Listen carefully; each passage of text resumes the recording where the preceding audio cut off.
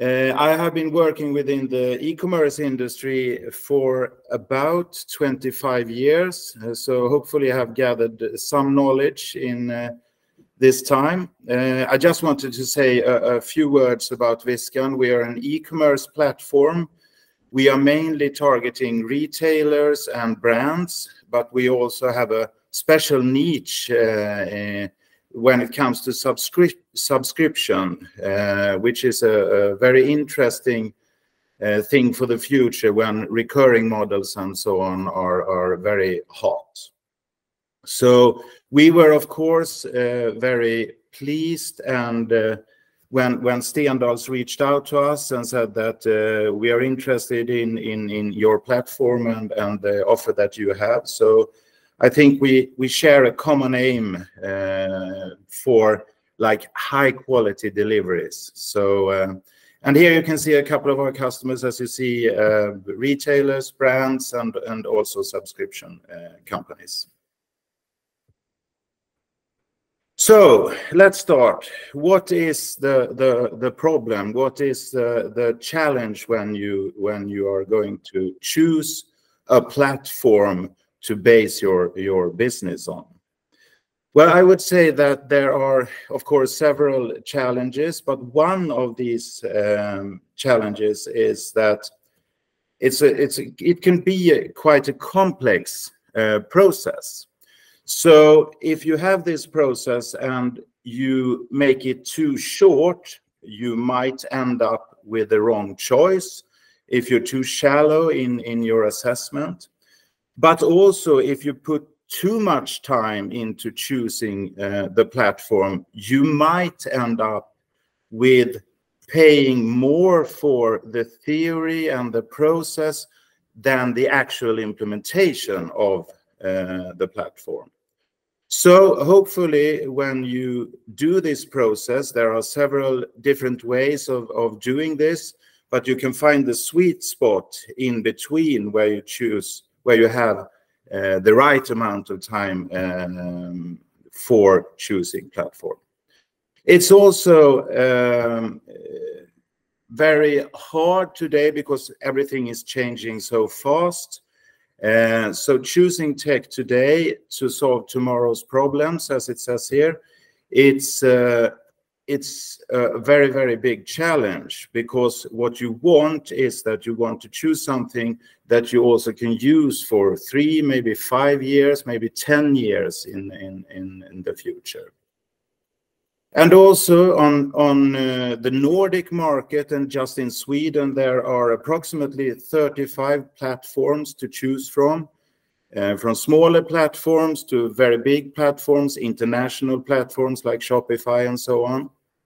So how can you make sure that your business gets the most bang for buck, where you have the features you want in the platform, and you get a lot of features that you want for the best price? And that's a very hard thing to do that choice. Also, in this industry, as in many industries, there's a lot of buzzwords going around. So these buzzwords can sometimes make it hard to do a good choice. So beware of the buzzwords and try to look beyond these and look at the needs of your organization, and try to get that in the platform. So if we look forward to 2024, what will 2024 bring? You might have heard the concept of composable. It's something that many suppliers, it's a word that many suppliers use. And in theory, this is a very attractive approach and way of building your tech landscape. Because what it means that you choose a lot of components to create the whole that you need. And in the future, when you are not satisfied with a component, then you can just switch that. You can take that component and switch it to another better component. But in practice, it's not that easy to just take a component and switch it to another one. But it's a way of thinking that sometimes can help companies make good choices. So Christopher from Stendahls will talk a little bit about AI, so I won't dive into that subject. I can just say that when it comes to e-commerce platforms and AI, we haven't seen much development yet. So, and I think that's mainly because AI today is a lot about language. So what we can expect when it comes to e-commerce platforms is maybe that we can get a chatbot that actually understands what you want. If we have set the bar at that, I think we can, that will be sufficient for 2024. Also, in the year 2023, the whole of the e-commerce industry switched basically from growth to profitability. And I think that this will be even stronger in 2024. So every e-commerce company must see to it that their business model stands, so that there actually is a result on the bottom line. So no investor will throw money at you in 2024 if you can't show that you have a business idea that actually can generate profits. Another concept, of course, that will be talked about a lot is circularity and renewables. And I think that you can think a lot about your business model, and if there is a possibility to transform from just selling a product once to transform it into a service where you perhaps sell the product and have added services, so there is a subscription, there will be a lot of benefits. So you maybe hire something instead of buying it, and that will also attract a lot of the younger generation.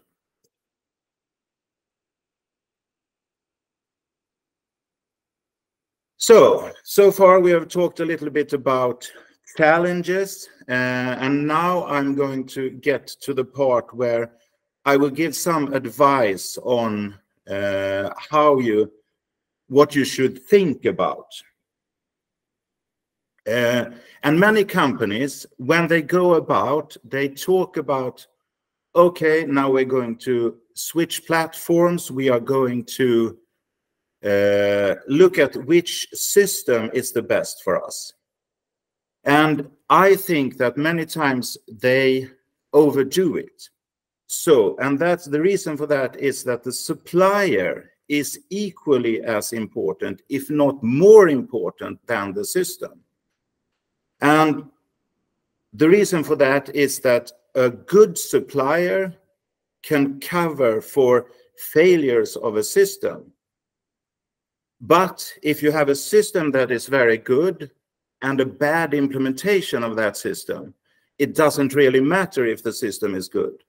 So you should look equally as much on the supplier that you choose for your implementation and as at the system. And also, there are two separate parts when you are going to switch platform. And those parts are that you do an implementation project where you take all the data, transfer it into the new system, and you set up the web page and you make everything work. You connect it to your ecosystem with ERP and so on. But after that, there's the day-to-day work. And I think that many companies focus too much on the implementation project and too little on what happens after we have implemented system. When we are in our day-to-day work, will it be easy to work with a platform? Can we be quite independent of the supplier? Can we do a lot of things in the system ourselves? And I think that's important to consider. Another thing that is important is, of course, to look at the roadmap of the system. Because every system supplier has a roadmap for the future. Where do we want to be in maybe 3 years? What functions, what features do we want to implement? And those roadmaps can look very different for different systems. So you want to choose a supplier that has a roadmap that aligns with your goals for the future. So that is something I think you should look very closely at. There is also the question of how many systems do I need actually to run my e-commerce operation? And I would say that you always need more than one system. You would need several systems. You would connect your e-commerce platform to maybe a warehouse management system. You would connect it to a payment provider and so on. But the number of systems you have in your mix is, you would benefit greatly if you keep it as low as possible. And the reasons why you want to keep it low are two very obvious reasons, perhaps. And the reasons are that if you have many systems and add system, you add also layers of complexity. So if there is something that is not working as you want it to work, then it's more difficult to search for the possible errors. So, and the other reason is also that, of course, if you have more systems, you will probably have a higher cost for it. So if a supplier comes and say to you, okay, we have this feature, for example, say a search feature on the web page. It's a very good search feature. I want to implement it on your platform. Then you should consider, okay, what is the cost and how much would I gain? What would be the actual business gain for implementing this search? Because everybody who has an e-commerce operation is a little bit ashamed of something in their system. There is always something that they want to make better. But keep the number of systems as low as possible. Of course, you don't, when you have put your money into a system, you don't want to switch systems anytime soon. And therefore, of course, scalability is very, very important. And of course, most systems are quite scalable. But how easily do they scale? What will the cost be with scaling? And so on. These are questions that you want to put to the supplier. Another question, because if you succeed with your e-commerce operation, usually you start with one market. It would probably be Sweden. And then if the concept is successful, you want to go internationally. And how well does the platform support that? I would say that most platforms support international growth, but it's a question of how easily can it be done? Can you open a new country in the platform? Does it incur any costs and so on? So these are questions that you want to put to your future supplier. Another thing that is very important and probably will be more and more important is performance.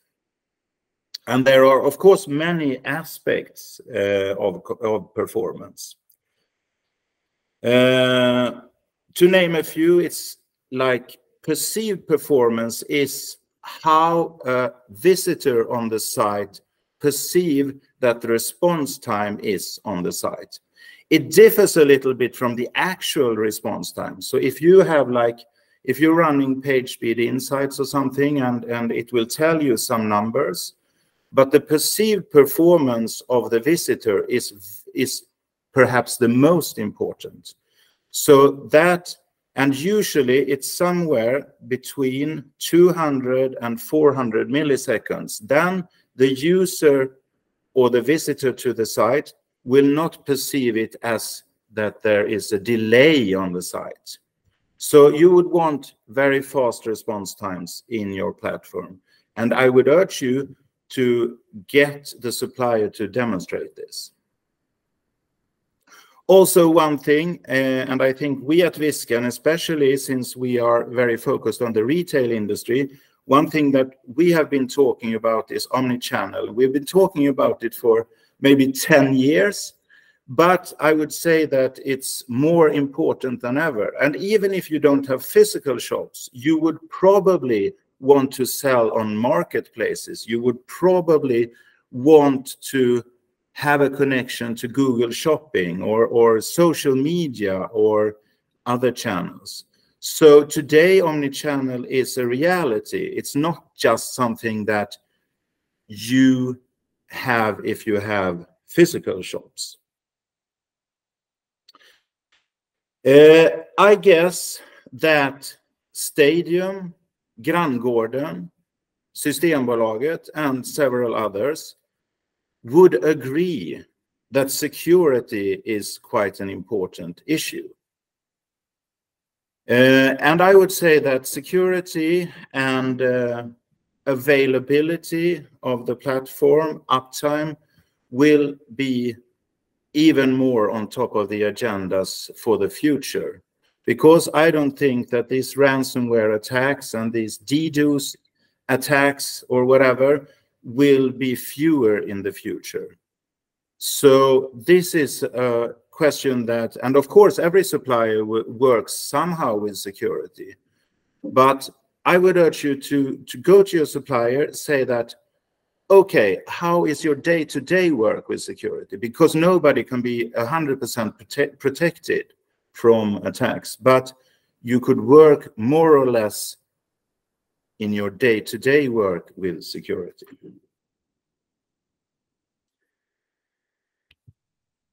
So let me summarize. What if I were to leave you with 3 things, it would be these 3.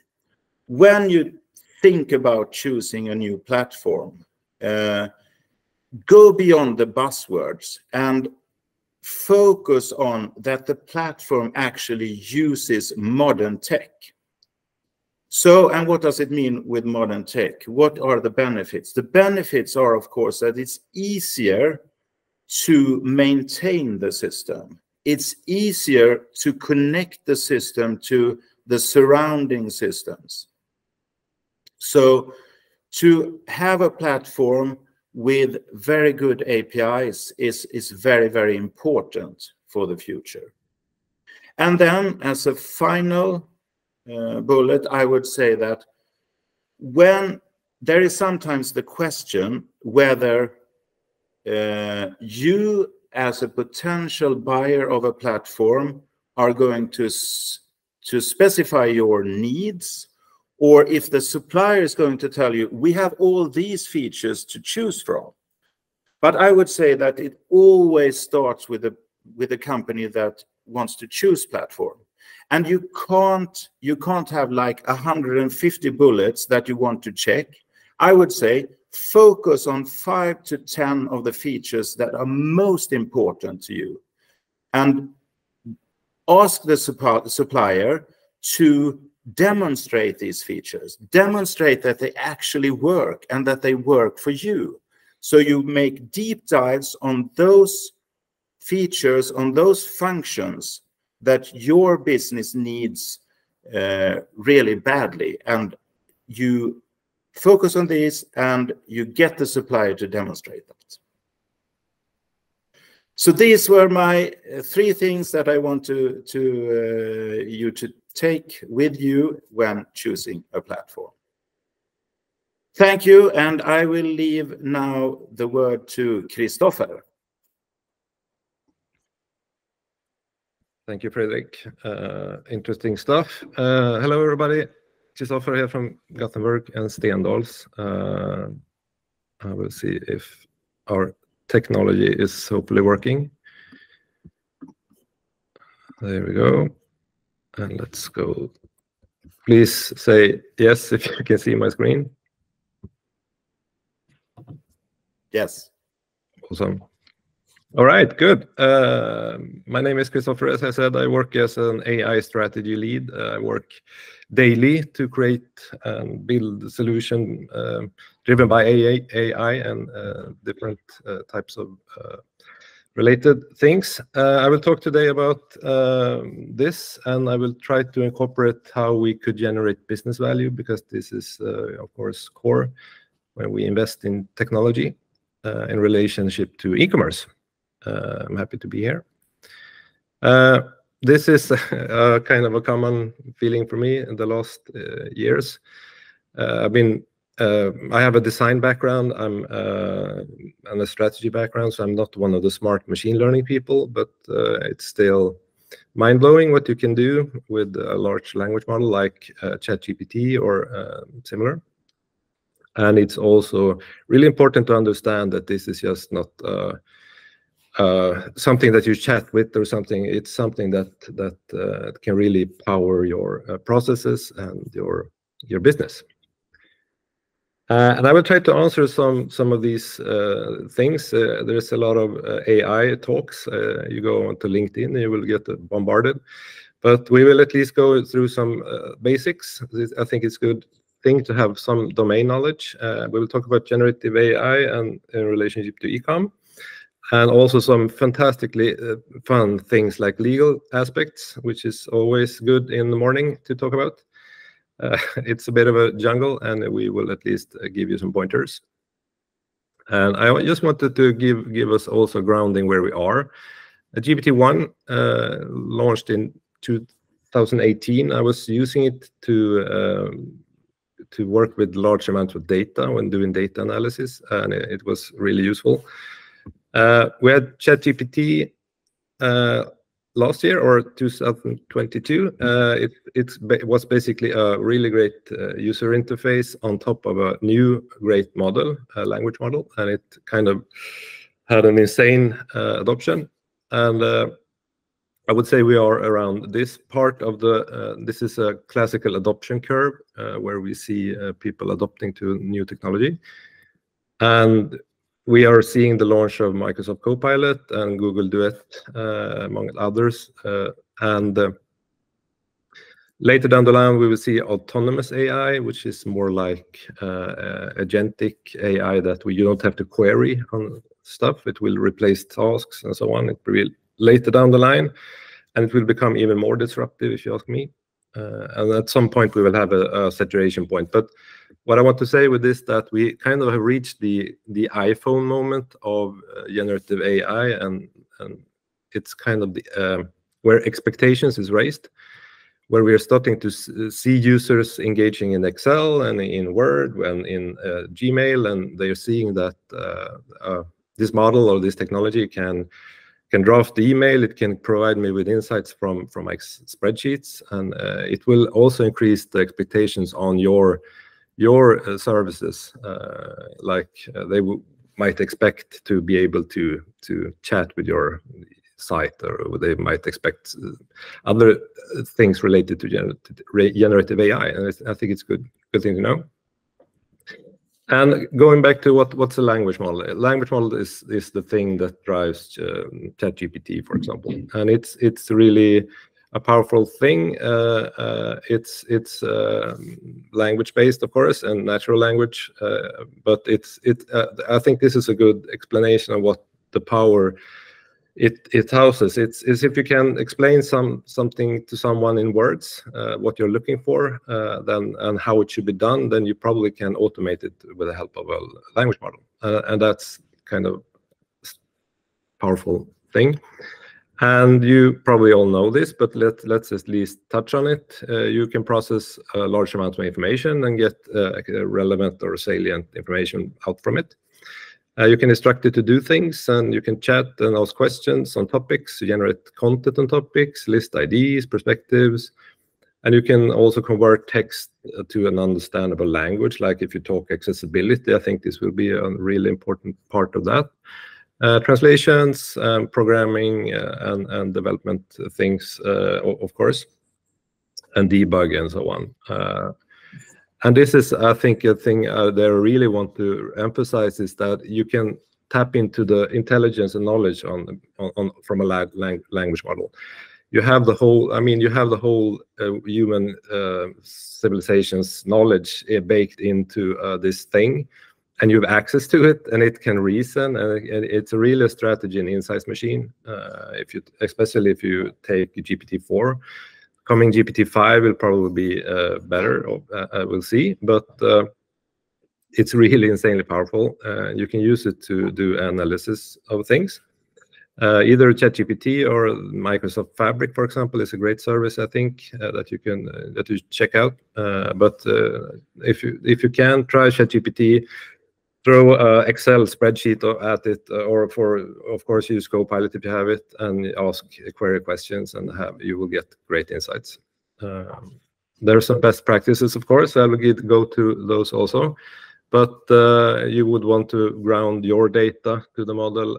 We will go into legal and data security things also, but just some basic things. If you use ChatGPT, you need to really have context to it. It's a generic model, but it won't answer your questions in a good way if you don't provide context in the prompt. So that means you need to stuff it some data to get great output. Also, you can assign roles to ChatGPT. And a thing that a language model responds good to is to have frames and constraints, and also set the desired tone and style. And I think everyone should. It's really hard. It's a really bad user interface because it requires you to instruct. People are really bad at telling others what they want, but it's a good training exercise to improve your prompting skills. Yeah, I mentioned it before. You can have your own data what's the word? A data analysis person that can do really great insights from your data, and I think that could help also from a business intelligence perspective. And some overlooked features, I think, is that the model. Most models, or at least the most powerful ones, has multimodality built in. So you can also prompt, you can also throw images and so on at it. You can like take the screenshot of the spreadsheet and it will still understand the content. It's better to upload the CSV or to use the raw data, but it's a good thing to think about. There's teams and enterprise tiers for ChatGPT. This isn't an OpenAI ChatGPT commercial, but it's a really accessible tool. I think it's useful.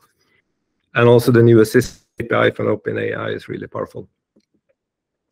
I would advise you to check out. I think Microsoft are doing great stuff, and they've done a good investment, and they have great tools that is accessible on an enterprise level. And I think this is one of it, especially in relationship to the insights machine that I was talking about.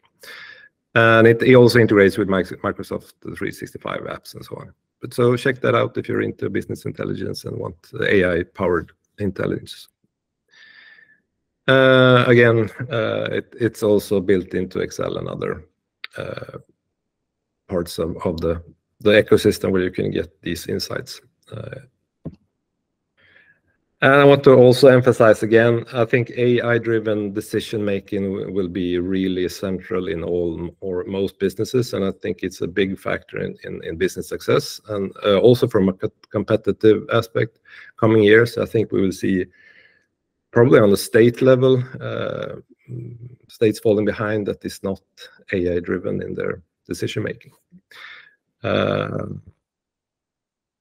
Yes, and I think also another aspect is actionability. We're starting to see emerging things that has agentic AI, which is like it's base in the bottom or in the base. It's a language model that can perform actions for you.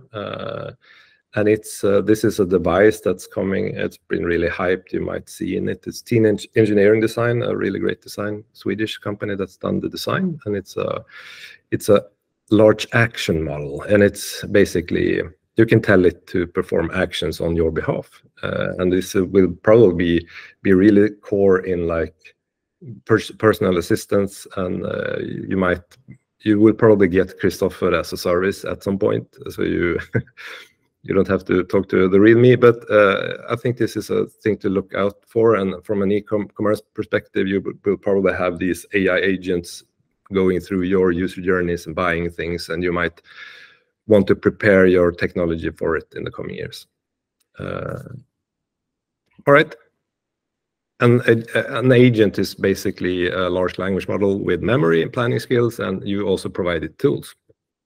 And there's some open source nerdy initiatives, and again Microsoft has invested also in this, and it's basically goal and task driven, and it's a really great automation thing. It kind of has a lot of error rates today, but look out for this. Just an example, this is a research agent, which is an agent or an AI instance that is instructed to create market research, and it will have a goal to do research for market-proof shoes, and it will basically go on to the competitors, and it will go on your platforms, and it will look at your content, and it will reason, and it will plan, and then it will get back to the user with, okay, I found these shoes on this e-commerce site. It will be a big thing. And it would be, I mean, it's been a real explosion on AI-driven tools. You kind of struggle to keep up. Many are wrappers around the ChatGPT base model. This is GPT 3.5 or 4. You can check out futuretools.io, which has a huge list of tools that might suit your specific use case, but I would kind of recommend to just sit down in the boat, because these features will probably end up in the tools that you're already using. And these bigger players are lagging a bit, but it could be a bad idea to invest in a really narrow tooling, and then you have it in the next month in your regular tool. And again, Microsoft has their thing, a really smart solution on handling all the data and handling all access to it via the graph and so on. So I can access my mail and I can get that data, but I won't access my colleague's mail and so on. So and Google has basically the same thing. It's a bit their language models is not as powerful, I think, as the OpenAI/Microsoft one, but they are also implementing these features now gradually into their products. And I think a core thing that you might want to do, independent of what type of business that you do, is to power up your teams. Look, have everybody do a list. What are they doing? What can we get augmented processes by AI? And it covers a lot of topics, and I won't go into it, but it's basically efficiency and humans are as humans are. They do what they always do, and I think a good thing. I have a colleague that has this reminder on their iPhone. How every time they arrive at the office, how might ChatGPT help me with my to-dos today? And then you get, okay, maybe I can do. It's probably a lot of things that you can do, that you can hand over to the AI. Yeah, a lot of CMS also features generative AI. I think I'm a bit. I don't think there's that quick implementation of these in these, but they are coming out. I won't go into that. I think this is a core thing. I always talk about this. AI needs to be business driven and not technology driven. It's really so the hype or the tech hype train is kind of annoying, if you ask me. we have to go back to what problem are we trying to solve, and does it generate any business value? Yeah, so that is the core question that you always want to ask yourself. And then if it's something that we can solve with AI, then great, but we never start with a solution, and that is a core, really important thing that you need to always ask yourself, and have a design approach to what you're trying to do. And we have self-serve, some domains. I mean, aftermarket is really powerful. You can have support, personalized support, natural language chatting, customer experience. You can use PR. You can do creative PR stuff, and so on. And some examples from an e-commerce perspective, personalization is really powerful there. You can utilize and generate content on the fly, tailoring of marketing emails and marketing automation, and also automate content production on product level. So you can have your PIM system and you can have it generate the content on your product pages. So that won't be a big of a thing. And again, for handling product information, customer service, we talked about that, and also on market research and trend analysis. And finally, of course, on CRO level, I think you can do a lot with the help of AI, especially on the intelligence side. And I think you should think also about use generative AI as a pattern, and at Stendahls we do that always, and we try to integrate it natively in the touch point that we're working with, so we don't have this separate thing.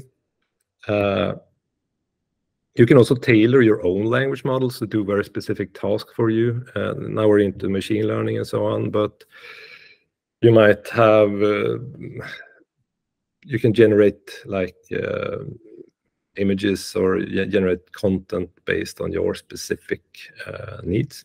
And I think that is also, at a certain level, it becomes really costly to run these proprietary models, and then you might have a benefit to fine-tune your own model, or even train it actually, but it's really expensive.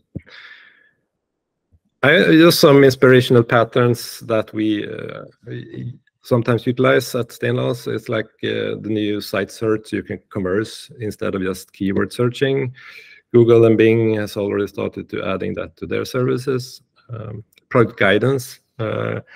It's really powerful you have a lot of logic built into a language model, so you can utilize it. If you provide it with, these are the shirts that I offer, and it has these specifications and these sizes and these properties, then you can use the built-in logic of the language model to provide some guidance. And it's really powerful. Comparing, you have 10 different similar things. Just tell me in natural language what's the difference. We touched on it before, customer support, chatting with your manual. Getting the main thing here is providing the answer to the question the user has. Audio, it's really powerful to transcribe audio, and you can interact also using audio. Image recognition, it's multimodal, as we said. This is a topic that I can talk about for hours, but I don't have time. It's I think SEO might drop the importance of SEO in the future, where we might have less organic traffic because the end users might get their knowledge or answer previously on when they can converse on Google stage to find their answers and products. But it's a topic for another day. Just some short comments on the legal parts. It's highly unclear regarding copyright and legal aspects of generative AI. And there are things like Copyright Shield from the OpenAI. Adobe has a really good, they can offer really clear information on their side on regards to, they only train on their stock photos and so on. And you will need a generative AI policy, because can I do this? Can I do that? That's really important. And you should ensure that you have a solution that complies with your company's policies, of course. Assure is a good service to use if you want clear documentation, and if you're working within the EU. Legal experts, and always implement control mechanism, because the language models might get things wrong. If, say, you build an aftermarket bot, if you have a consultant that does that for you, you will need to invest in testing. We actually built our own ChatGPT that's secure, that we use within our IO group. All right, to summarize, do this, be curious, educate yourself. I think it's a good thing to understand core concepts, break patterns, try to change what you're doing, and see what you can hand over. And I would, as a leader, I would encourage individuals to adopt new ways of working. Look into your data, have dedicated ownership at your company, and look at your business and users and identify where AI might solve your current pain points. And I would really applaud everyone should start looking into investing in a data strategy to prepare your data for consumption, because that is a big task and it's really required. So that is a very important thing. And yeah, AI not solution by itself. Power out your team, look into data strategy, do opportunity mapping, like what can we do with AI, and connect your AI with business principles. You can do a shortcut also via me or Stendahls IO, and we can help you and facilitate it for you, but do it. This is just a checklist. Maybe we can send this out to the participant at a later date. And that's all I have today. High pace thing. And I will hand over to Thomas. Yes, thank you. And I will also try to get my presentation started here. Like this, and hopefully you can see the presentation now. I can see you anymore, but yeah. So my name is Thomas. I've been working last 3 decades in mobile development. And today I want to talk about mobile shopping, and we want to take a look together at our customers and see where they are, on which platform, how they act on each platform. And the big question that we always get, what do I need? Do I need a web? Definitely. But do I also need an app, or do I need both? So let's try to figure that out during the talk. And with every journey, we start at the beginning. And the big question is always here, where are really my customers, on which platform? And we will start here on the website of things and look where people are and how they behave when they're browsing the web. So looking at some statistic data here, we can see in the last 10 years, so the rise of the modern smartphone, that's the traffic share of mobile platforms raised quite a lot. I mean, you can see globally here, we are over 50% in the last couple of years. So half of the people are really using mobile devices like tablets or smartphones to browse the web these days. But how does it look like in Sweden? Well, almost the same. If you count tablet and mobile together as mobile devices, then you can see that half our users or customers are still on the good old desktop, maybe a standalone PC or a notebook, and the other half are on mobile devices, browsing your website and trying to find your products. But let's delve a little bit more deeper into the details. How do they behave when they're browsing your websites or websites in general? Well, here we can still see that the desktop users are spending much more time, 40% more time browsing the web. So that means they spend more time going to a website, trying to find the product or services they want to buy or use, and buying them, compared to the mobile, where they don't spend so much time on the web. And you can also see that the bounce rate for mobile users is much higher. So they start, take a look, maybe start a shopping workflow, but they never finish it. And they jump out of it and come back maybe later, or maybe not, or continue on the desktop at the end. So that means in general, the conversion rate is still higher, almost double as high as for mobile users on the desktop. And this is quite interesting fact. Let's come back, keep that in mind, and we will come back to that in a couple of slides. So what does it mean now for us that we know, okay, half of our users on the desktop and the other half on mobile devices? Well, obviously, we want to cater to them all, and the base for that is to have a very good responsive web. I wrote down some key characteristics here about a responsive web, and it's really about dynamic layout, so that your website really scales to the device the user is using, your customer. So if you're on a tablet or a smartphone, it's really reduced content, but the most important content on the desktop, when you have a big screen, you have a lot of space, you can show a lot, and maybe then also bigger images. And images are an important factor here. You want to have flexible images in sizes and resolution. That means on a smartphone or on a mobile device where you don't have such a fast internet connection, you can deliver smaller images to the user. So the loading times are much faster. And obviously, if you're on a smaller device, screen device, you want to have an easy navigation, so it's easy to find everything, every section of the website. And obviously, all the mobile platforms, they are touch-based. So we really want to support all the gestures on those mobile devices on our responsive web, so it's easy to get and navigate the website on these mobile devices. Another thing I haven't mentioned here, but accessibility is getting more and more important.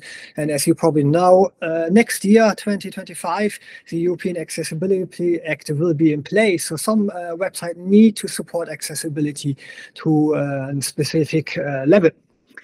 We recently, last year, did a webinar about it. So if you want to have more information about it, just reach out.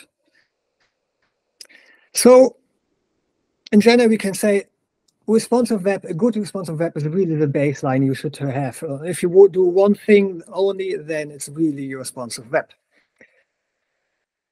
But coming back to the question, now I have a good responsive web, I cater to my desktop users, I cater to my mobile users, then the big question is, do I need an app? What is the sense of an app then? Well, I don't know about you, but these people here on the right side, I've seen them everywhere. I mean, I've seen them in my living room in the evening, staring at the screen for hours and hours. I see them at the train station, everywhere. So what are they doing if they are not on the web and surfing the web? Because we see in the desktop users are doing much more. We all know that obviously they are not on the web, they are in apps. And here we can see that apps on the mobile device have a much higher engagement compared to the web. So how much more? Looking at some statistic data, we can see that people are spending around 3 to 6 hours in apps compared maybe to half an hour on the web. So a much higher engagement in apps than on the web. And going more to shopping apps, we have seen in 2021 alone, we reached over 100 billion hours spent on shopping apps. So the people really like open up, taking out the phone, opening up shopping apps and find the right product and service they need on and want to have. Combining that with push notification and looking at location-based triggers, you get with an app and vehicle that can foster a lot of engagement and time spending on your products and services if done right. Some examples here, Amazon app, probably one of the biggest shopping app in the world. They can see that people are spending 6 times more time in the app compared to the web. So they're a very good vehicle to convince people spending time finding products they want to have and like. And Shine, one of the biggest fashion retailer in the world, they see in 2022 185 million downloads of the app alone. If you compare that to that they have 144 unique monthly visitors, you can get a feeling that almost everyone visiting a website is also trying to download the app and see if it's working better for them or not. And obviously the key success factor is here. You want to be on the home screen of your users, because then there you are in the reach of the user every time they open their phone and maybe they want to buy a thing. So, but there are also other benefits. As we know, the modern smartphone, they come with a wide variety of sensors, like the camera, like radar, LiDAR sensor, NFC, Bluetooth, GPS, and so on. So, and these sensors are giving us unique solutions and possibilities to come up with innovative solutions for problems. We come back to that in a couple of slides when we look at the omnichannel, where that could be a very attractive possibility. And Christopher, he talked a lot about our AI. And the latest generation of smartphones, they come with AI-enabled processors. Obviously, it's quite limited, but there are a couple of use cases you can run directly on these mobile devices without the need of a backend, like text-to-speech, speech-to-text, pattern recognition, data to analyze data. These things are already doable directly on the mobile phone. So if you look at Apple on their iPhones, they do using that quite a lot to analyze pictures, find text in images, find your friends and family or your dogs and cats in images and so on. So they are already using that quite extensively. So how do others look at it? Here we have a comment from the head of technology of ASOS, which is a big UK retailer for fashion, and they cater to the 20-something generation people.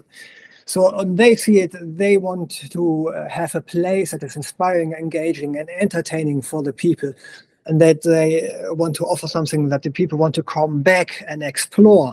And there they see that the app they have in place offer much more engagement compared to that, because the people are more likely to open the app and spend time in it than to open the web browser on the mobile phone and trying to get to the website. So they see quite a lot of benefits here. Well, coming to the omni-channel strategy that we talked about before, just a reminder here. Omnichannel obviously means that you connect the digital and the physical world seamlessly. So it doesn't matter where you start. If you buy things online, you can go to the retail store, pick it up. Or if you're in the retail store and you see things that are not available there or not in the right size, you can seamlessly go to the online world and then order there and get it home delivered or delivered to the store. You can pick it up later on. And here we can see that with all the capabilities we've seen on modern smartphones, smartphone strategy and an app could be really the cornerstone tying together a lot of channels that you have. Some examples would be obviously location-based triggers. If you go by with your smartphone, a retail store of yours, you can give some information to the user. Hey, you're close by to one of our stores. We just have a campaign, or you have a package to pick up of things you have to order. So you get a connection there. Between the digital stuff on the digital channels you did and the retail presence.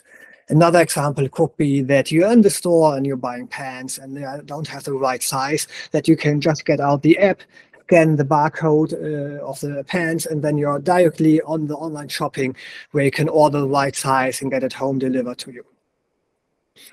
Other companies started really look into augmented reality, that you can explore products at home in 3D and put it in your living room or whatever, wherever you are, and get a really good grasp around it. Okay, what is it I buy before ordering online or go to a retail store to buy it there? And we also seen other companies using AI, the camera of the smartphone, and augmented reality to measure out the sizes that you have of your body. So you get directly from the beginning the right cloth size if you order fashion. So you don't have to order 4 times the same thing in different sizes and then send back 3 of them because they're not fitting. So you can see there are a lot of possibilities with the modern smartphones, with the sensors that you have in them, to come up with creative solutions for your customers. Looking at some examples here. Urban Outfitter, they have an app and they use geolocation marketing to find the right products for the customers. So here they now, with the app and where the people are. So for example, some people of the customers are very often at nightclubs, bars, and so on. They know, okay, they are much more likely to buy cocktail dresses or evening dresses, fashion that you need. And they've seen that they could increase the conversion rate a lot because they know the customers better and they know which customers to cater to with which products. Another example is Under Armour. They have fashion for activities, sport activities, and so on, and they have different apps. And they have also apps to support your sporting activities like running or swimming or biking or whatever. And based on that, obviously, they collect a huge amount of data. And they can use that data to personalize the shopping experience. That means they can really make to the point, a recommendation of what you need. Because then okay, you're into running, you're normally running outside, you live in Italy, it's quite hot. So that they combine this data and give you back a recommendation about what you should wear, what kind of gear do you need, on what fitness level you are, so they can really give you the right products that you need for ordering. And here, 3 people, they have a little bit a different take here. They want to have the app as a community, people coming back, interacting with each other in the app. And for that, they're really providing perks on in the app. For example, they give early access to sales campaigns starting, and they give a preview of future collections, like a mini catwalk that you only get in the app, to draw people really to go to the app regularly, find out if there's new content, and interact with it. So that were now a lot of different examples what you can do with apps. So we are seeing now, okay, we have the responsive web as a base to cater to all of them, and we've seen there are many possibilities if you have an app strategy in place. So how to make up your mind about, okay, when should I invest in an app or not? Well, a little bit similar like Christopher mentioned for AI, I think about it, you always have to start with a great vision idea, what you want to achieve, and what you could achieve with your customer base with an app strategy. And then build on top a strategy to realize it, a technical strategy. So what does it mean in detail? Well, first, define a clear vision where you want to be. If you add an app to your web, where do you want to be in 6 months, 12 months, 2 years? What could be really the benefits over a longer time, so that you know, okay, I start here on A, but in 2 years I want to be at place D, and then I have these benefits. And then find really the relevant touch points that an app can give a better experience and solution than the web. Because you really need to give a reason to your users to download the app and to use the app regularly. If it's really completely same like the web, then it's maybe even still easier, but there's not so much benefit to the user to use it and to get there. And the next thing to think about is delight. I mean, apps is always a little bit like games. You want to have a good experience. You want to have a little bit more than the standard web. It should be more fancy or more fluid and more fun to use it. So think about it for your customers and your products and services that you have. What kind of delight could you add to an app that you can't do on the web, because it's much easier on the app and you have more possibilities? So a little more, much more interactive and entertaining. And then if you collected all of these ideas, then go back to the technical strategy, create a technical strategy. Okay, if you want to reach that and realize that, what do I need to have in place technically? So go back to your back end, an e-commerce platform, and PIM system, and see, do I have everything in place? If not, put it in your technical strategy. Okay, I need A and B in place before I can really work on my app strategy. Otherwise, it won't work or won't be efficient. And then I always recommend, don't do everything at once. If you have a lot of ideas, start really, really small. Take maybe 1 or 2 core use cases you have and prototype them. And don't do a 1.0 version directly. Just create a prototype. Do 1K use case. Go to a beta group, like maybe a small group in one retail store that you have, or a limited user group on the net, and then give them the app, let them try out the app, collect feedback, analyze it, iterate on it. Like do 3, 4, 5 prototypes to really find out what are the key success factors for my core use cases. What is flying with my users? What is not flying with my users? What is the feedback? What do they see, what they really like in your app or not? And then if you did that with maybe 4 or 5 core use cases, then hopefully you have a good overview what you need to have in the first version of your app. And then you can really do this core feature set in the 1.0 version.